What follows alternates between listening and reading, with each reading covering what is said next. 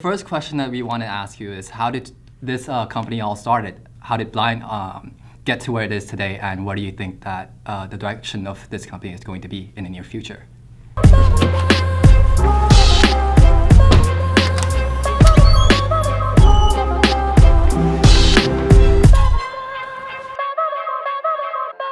Okay, so Blind was started and formed in December of 1995 as a corporation, and the reason why I started the company was I had worked at a couple of places. I worked at an ad agency and I worked at a punk rock music label, and I didn't feel like I could express who I was in terms of what I've learned in school and to display the skills that I had. And it just so happened I was freelancing over at a really hot broadcast design company. They did a lot of show graphics, opens, and things of that nature. And my uncle reached out to me and he said, "Do you want to start a design company?" It's always been my dream that I knew that I was going to start a company. Ever since I was probably 11 or 12, I already knew that. I thought it was going to be like a car washing business, or then it became I'm going to sell candy or Ninja Stars or whatever it is. I wanted to hustle. There's this book called The Great Brain. It takes place in a small Midwestern town, and it's of three brothers, and it's told from the youngest brother of the three. And his older brother, he calls him the Great Brain. He was always scheming and hustling the kids out of their money.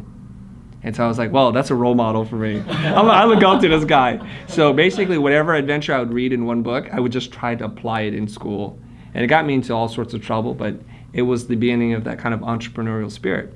So when my uncle called and said, "Do you want to start a design company?" Of course I was saying yes. The timetable was a lot faster than I thought. Now, mind you, I'd only been out of school for probably no more than 2.5 months at that point. I think I graduated in the summer. And so now he's calling and saying, "Do you want to start a company?" Then the reason why he asked me was he and his partner, he's an attorney, one of his client partners owned hotels. And so they need design services. And so I thought they want to start a design company because it's going to be cheaper to own one and do all your design work than it is to just continually pass it out. So of course I said yes. He says, "I want you to put a business plan together, and we're going to meet you at the Westin Bonaventure in downtown," a place I'd never been before. Like, I lived in that time when there was no internet, and then there was internet. And you guys are like, "What are you talking about?" Right? So I had to call my brother who's in the tech space. I call him up. Like, can you imagine the ridiculous conversation I had with him? Like, "Hey, I know you're like in Silicon Valley doing all these things. Like, what is the internet?" Search was not even a thing yet. This is pre-Google. It's pre-Google, okay? And I didn't have a lot of places to look up information. So I'm sharing this part because this is a tool I think you can use for the rest of your life. Whenever you encounter a particular problem and you're looking for an answer, use the resources that you know. Use the resources that are around you. So it turns out my former roommate at Art Center, his dad was an investment banker. I didn't even know what that meant, but I knew he knew about business. So I asked my roommate, and his name is Edward, I said, "Can you call your dad? I want to talk to him, and I want to ask him about what's in a business plan." Because I only had a couple days to put this thing together. A couple year projections in terms of your numbers, what you anticipate, what you hope for, how you plan to make money, all those kinds of things, so that they can understand how they're going to recover their money. So I spent all night working on this thing. I met with my uncle. We're sitting there at dinner, and the man I was talking to, his name is Bob, and Bob had asked me about what it is I wanted to do, and I'm passionate about what it is that I do. And he says, "Okay, how much money do you need?" Because he looked at the proposal that I worked on all night, and it's probably like 8 pages. He looked at it, and he's like, "Okay, how much money do you need?" And it says so in the proposal. And I just came up with a wild number, and the number was $100,000. Okay, I just asked for $100,000. Completely arbitrary. And I looked at it like, how much money do I need to keep a company going for about 6 months if we get no business? Because the assumption is it takes time to ramp. It takes time for you to get clients, to close clients, and to do the work, and for there to be cash flow. So I just wanted to give myself a cushion. And so that's what they call in the business world runway. Like, how long is your runway? So I looked at it. I needed a 6-month runway, and I was being aggressive for asking for more money because I knew I couldn't spend $100,000 in 6 months. There's no way. Okay? And so he said, "Okay, it sounds good." So we're having dinner. He reaches over in his briefcase and pulls out a check. He writes a check to me on the spot, not for $100,000, because you're like, "Chris, you are smooth. You are one smooth character." No, he wrote a check for $5,000, 5%. That's pretty good. He wrote a check, and he says, "I'm going to give this to you as a good faith gesture that we're going to move forward." This is no contracts, no percentages. We hadn't discussed anything. And so that's how the company began. And so with that, I went back to this broadcast company called Novacom, and they only booked me for 2 weeks. I said, I'm not going to renew the booking. I'm going to do this. I'm going to start a company. Now, I know what they're thinking because I'm only like 20-something. I don't remember how old it was. And I told my office mate, I'm going to start a company. And they're like, you barely know anything about broadcast design. How are we going to do this? They just look at me like, call us back when you fail. I knew that they were thinking that I was going to fail. And I was thinking, there's no way I could fail. Let's just go for it. And so I finished up my freelance gig, and that was the beginning of the company. Now, it's gone through a lot of different iterations, and within the first year, Bob was no longer part of the business, but that's how the company really began. And it was started in my loft in downtown LA in the brewery, and it was a 2,000 square foot space, and that's how we ran it. I literally slept upstairs, walked down the metal stairway, and the office was there. And it was a big, wide open space, so it could accommodate a lot of people. So we would have our friends come over and work with us, and random people from Art Center, students would find out about the company and just randomly knock on the door and come on in, and we just hang out and talk. It was really cool. So that's how the company started. So how did we get the company out of that garage one-person operation? That's the question I think you're asking. And I remember sitting in your seat not that long ago. I mean, I guess it was a really long time ago as a student. I pretend like it's only a couple of years, but I know it's been a long time. And I would remember they would bring studio owners to come and speak to the students, and they would stand up on stage and they would present their company. I was thinking, gosh, what was your breakthrough moment? Because there's a time when you're a student and then you know you've made it. And was it clear? And I would always ask that question. And people had a hard time articulating that there was a moment. So you're asking me that same question, so I'm going to give you the answer that I think you deserve. I know exactly when that moment was, when we were just kind of a hobby, like a couple people working together, scraping 2 nickels together and making some money, from when I knew, like, there it is, that's the moment. Because I kept in my mind, maybe one day somebody's going to ask me that question. I need to know when that moment is, okay? And that moment came very clearly when we did our first national TV spot. And it's hard to get those things. And that was about, I think, a year into the business. There's a catch-22, is that they won't give you a big TV campaign unless you've done one. Well, so how do I get one? Now, luckily for me, back when I was still in school, I developed friendships, acquaintances with people, and I worked with a film student, and she had asked me to help her design her titles for her spec TV spots. So when she got out in the world, she was a hustler, and she worked with people. Then she introduced me to somebody, and he was an editor, and these editors wanted us to help them design their logo, and I did that. And so then when they were cutting a commercial, they said, can you do this? And of course I said, yes, I can do this. And that's how I got that. So like I said, you might be hearing a theme today about these 2 connection points. I try to live my life like this, and you have to be careful. I'm going to say this and kind of think about it with a grain of salt, okay? I try to be as giving as I can without hurting myself in the process. I'm going to say it one more time. I try to give as much of myself as I can to others without hurting myself. And there is a point in which you do hurt yourself. Okay? So when you're in school and you're helping all your friends finish their homework, but then you fail the class, you're hurting yourself. And it can get a little slippery. So what do I usually give away? Because I have to do my work, and if I want to help other people, what I give away is sleep. And so I have to just manage that, my own personal free time. Okay? And I'm not saying that you want to help people because you know it's going to come back and they're going to give you a job or something like that. I give freely and I don't expect anything. And I try to judge people in the way, like, I think they're a good person, I'm going to help them. But if they seem like they're just really into themselves, they're self-centered, I'm not going to help that person out very much. Because I get a vibe, and it's like you're in your own space and you're just going to be a taker. But most people, especially in this society of ours, what we do is we reciprocate. It's, you scratch my back, I scratch yours. It's not like one-to-one like that, but you do that. You help people, and then they come back and help you. And so a lot of our first clients, our initial job leads, came from people that I helped.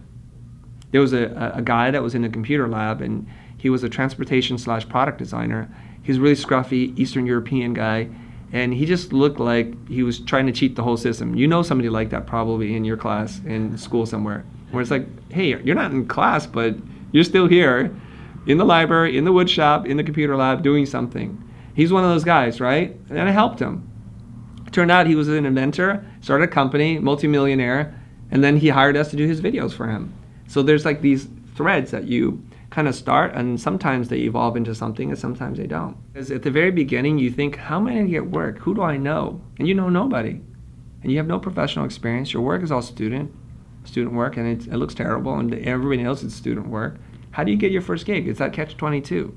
So somewhere out there, you have to put enough goodwill out there for some of it to come back to you. Now, I'll say this though, because some people are going to hear this and they're going to walk away and think, well, I need to help everybody. And that's great. Your Mother Teresa, you're great. Your father Joseph, you're somebody incredible, and that's great. But I have this thing, I think it's called the law of attraction. You attract people that are like you. Okay? So I look at it like, I'm motivated, I work really hard, and hopefully I've developed a reputation for somebody who works hard, who does what they say, and has an eye for design. And so I'm going to attract those kinds of people. That makes sense, right? Yes. If you're a beach bum, you're hanging out, and you're like chilling in Jamaica, well, guess what? Everybody's just chilling and hanging out. So you can help a lot of those people, but they're not extremely motivated. I'm a motivated person, and my classmates, I think, can see that in me. If the teacher asks for 2 comps, I'm going to do 4. And if they say, read this, I want to read this and do something else. I want to do more. I want to try and I want to push. And I don't want to say like I'm a teacher's pet, but I have the mentality where I want to excel. I'm here to learn. And I pick the teachers that I think I'm going to learn from, and I give it 1,000%. I give it everything I got. And so then people start to notice that. And so the people that come to ask you for help see you in that place. And so now you're working with other motivated people who recognize that we have some kind of kindred spirit.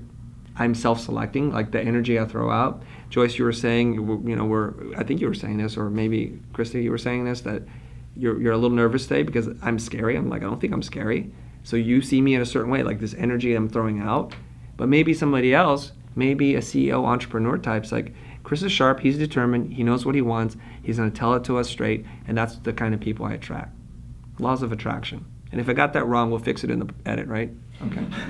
Okay, so where is Blind headed now? All right.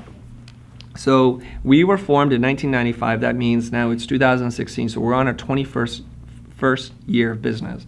And we've had to reinvent ourselves 3 or 4 times during that cycle. This is the biggest reinvention of the company that we've ever gone through. Okay. So I started out in graphic design. I learned about what you guys call motion design now, but it wasn't even a term back then. Okay, remember, taking you back to like dawn of the internet. Okay, I was using version 1.0 for most software. That's how old I am. All right, so now we're talking about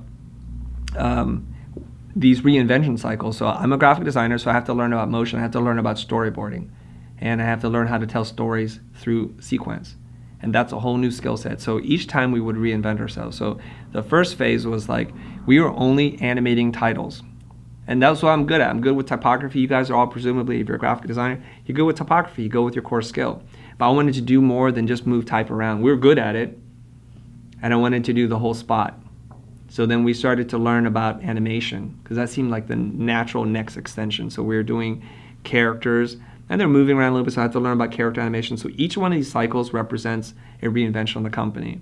Then we started to do live action in service of the graphics, like the two things working together. And there was a point where we had to prove ourselves every single time when we got on the call with the client that we can do the live action. And truthfully, we were not ready to do live action, but we did it anyways. And we would learn each time and we'd do a little bit better. And then it became like, that's a natural thing. Of course we're going to do the live action. So we're doing editing, shooting, animation, typography. So each one of these things takes you to the next level. But we're still doing everything under this umbrella of motion graphics, right? Now, this is going to lead into this other part, the other question that you asked me, which is where the industry is going. The industry is not going in a great place. It's not trending upwards, it's trending downwards. And what's happening is that people don't watch commercials anymore. And that is our biggest segment. We primarily work on commercials, and now nobody wants commercials, nobody needs it, and maybe commercials are not even really that effective. So few of you actually own a TV, so few of you actually have cable. And many of you have a DVR and you're skipping past all the commercials. We don't want that anymore. It's an on-demand world. Go ahead. How about the internet, though? Isn't there commercials all the time? Yeah, there's something called Preroll that you see, but there's a lot of programming now that they sandwich these things in there. And here's the thing, from an end user point of view, when I see a commercial for Geico or for Toyota as part of the Preroll, I'm angry at the company. I'm really angry at them. Like, I turn away. I don't want to pay attention. And now, not only am I not getting your message, I'm angry at you because you're interrupting what it is I'm doing. So we have different expectations. When I watch TV, I'm not that angry. I grew up watching TV, so this is part of the game. But the internet, things are on demand, and I want what I want when I want. So they talk about this a lot. They say TV is a lean back medium, like you lean back and you watch. The internet is a lean in situation where you're looking for something and you want that. So when I'm looking into this, if I want to learn about how to cut something out in Photoshop, I do not want to watch a commercial about whatever it is you want to sell me. Okay?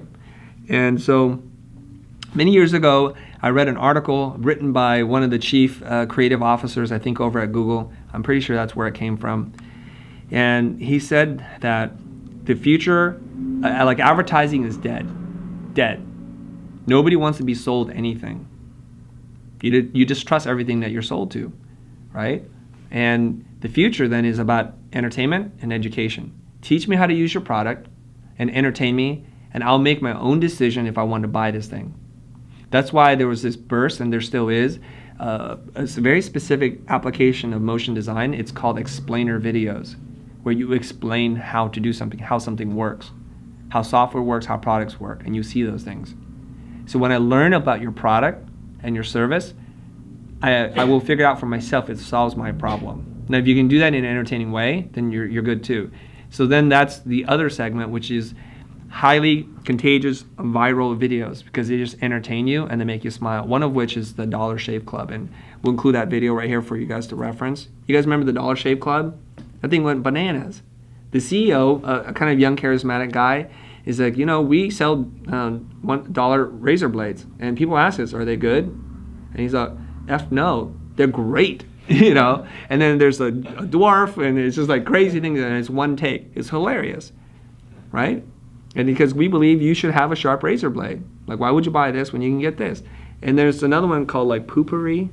Poopery, you guys have heard that one. We'll include the link here too. Poopery is about like bathroom air freshener or something. Like, I think you spray it into the water before you go poo. And it's kind of like an Orbit kind of like lady who's a spokesperson, blonde hair, very proper, like, ooh, poopery. And she does that bit. And it's pretty funny. So those are entertaining while telling us what it does.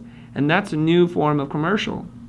And the weird thing is you don't need to buy the media. You come up with a concept and you put it out there, and people, if it's good, they'll share it with their friends. Like, this is hilarious. So we're entertaining people. Now, where does that leave graphic designers who want to do shiny graphics and really slick TV spots? Leaves us out in the cold. Joyce is like, oh no, I don't like this. Her neck is just like tightening up there a little bit, right? Nobody wants to watch it anymore. Think about the things that you watch and what you pay attention to. So there's dwindling or decreasing demand for watching commercials, period. Now, agencies have to restructure, and agencies are our client. So what are they doing to survive in the marketplace? Media is going away, not in the way it used to be. Nobody wants to pay for slick, expensive commercials anymore. What's going to happen? So they start bringing in and building their own design company, their own motion design studio within the agency. They're building their own production company inside the agency. That leaves studio owners like myself competing against the internal team, and that's not a good place where you want to be. It's a horrible place. Now, for you guys as freelancers, when you get out of school, you can go work there. It'll be a great job for you. You'll make a lot of money, I think, because they pay really well. Would you work in-house at an agency? And I've worked in-house at an agency before, and I wasn't happy.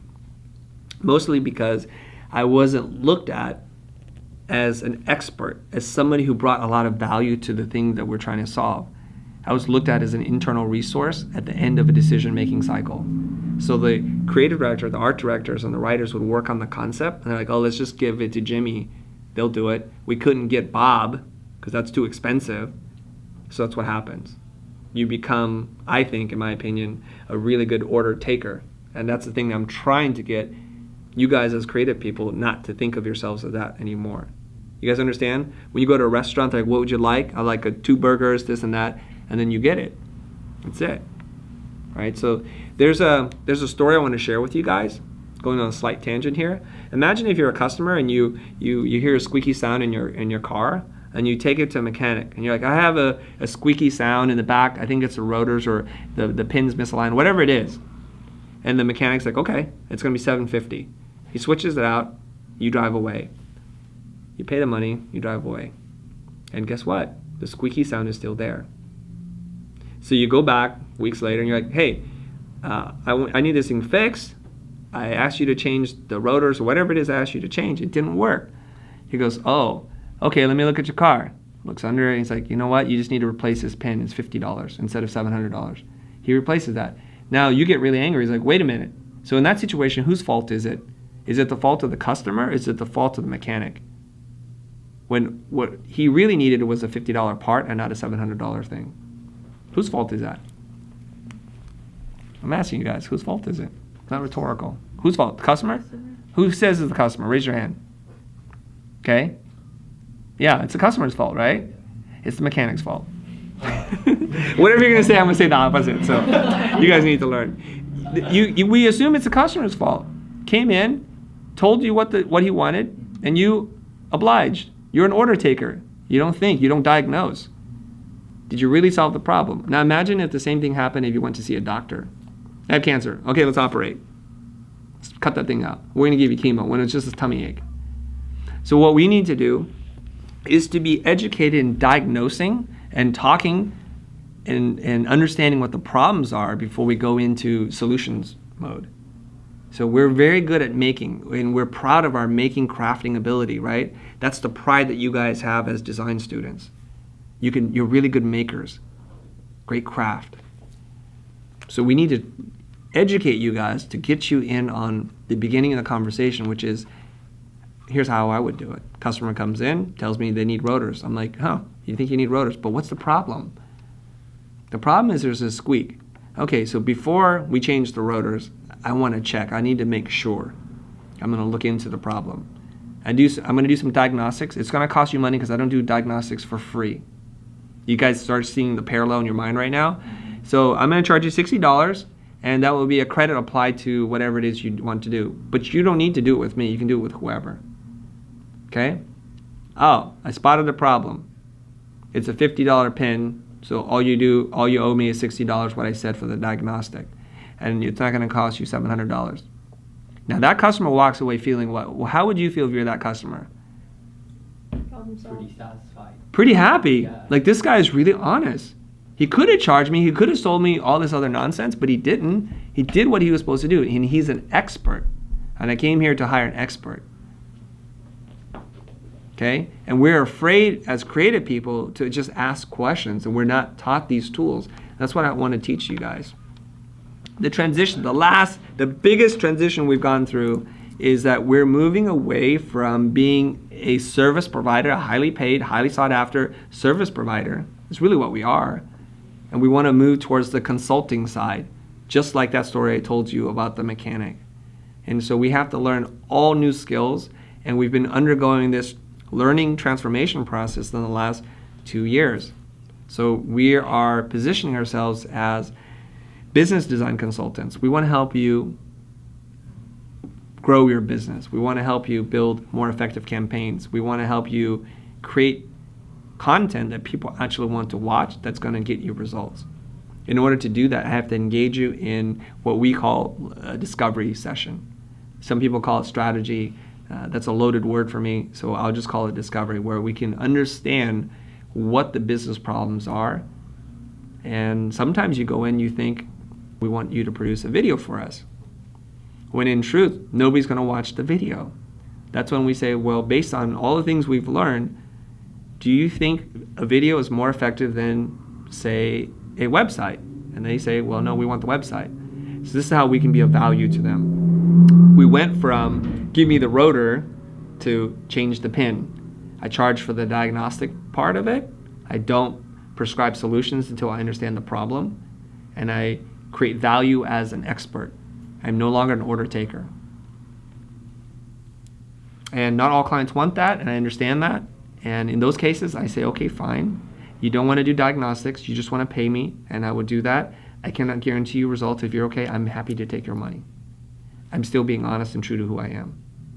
Because ultimately, that's not my decision, it's your decision, right? Now, luckily, it's not like being a doctor. I'm not going to get sued for malpractice. You told me to cut out the tumor. There was no tumor, but I cut it out for you. Now, most business people, I love working with business people. And you think, well, how many kinds of people are you going to work with? Well, you have creative people too. And oddly enough, creative people are the worst people to work for. And I'll tell you why in a second, okay? I love to work for business people because I understand you're in business. To be in business, you have to make money, you have to charge for things, and nobody does work for free. Nothing of value is for free. You get what you pay for. So they understand those kinds of things. And so if we say to them, you spend $100 with us, and it's a $100,000 project, it's money well spent to make sure that after you spend the $100,000, you're in the right place. You know, you just didn't get in your car and start driving, you had a plan. You knew where you're going. You knew the side streets. You knew all those kinds of things, and you were going to get to the destination. Now, why are creative people some of the worst clients to work for? Why do you guys, let's just turn it to the room. Everyone, Go ahead. everyone has their own vision. Everybody has their own vision. Yeah. Okay, what else? They only think about the end product. They think about the end product.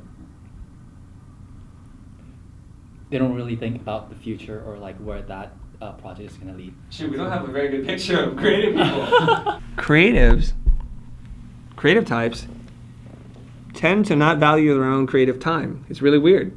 So guess what? They don't value your time either. Oh, can you just change this? Oh, can you? No, that's not really that hard, is it? Oh, you know, I'm used to like doing proposals for free all the time. How do I know what I want? Oh, you know, I need to see a lot of examples because I'm not sure either. Oh, are you sure that's the tool you want to use? Maybe you should do more like this. It's like, that is not a client I want to have. First of all, they undervalue what it is that they do, and they transfer it to you because they don't see diagnosing, talking about the problem is valuable. It's not what you studied in school. It's not what you're trained to do. So I have friends who sit around all day and give free advice to people, and they're happy to do a logo job at the end of it. So they'll spend weeks giving free advice. The advice isn't free. It has an impact on your business. I helped you make money. I helped you to avoid a catastrophic business decision. Okay? So that's why I have a hard time working with creatives. I prefer to work with business people. They're logical. I can say, well, this is out of scope. We're going to move the deadline because certain parts, and they understand that because they have experience with that. Their expectations are more realistic. I'm not saying all business people are good, nor are all artists difficult to work with, but they can be really tough. Who has question number 2?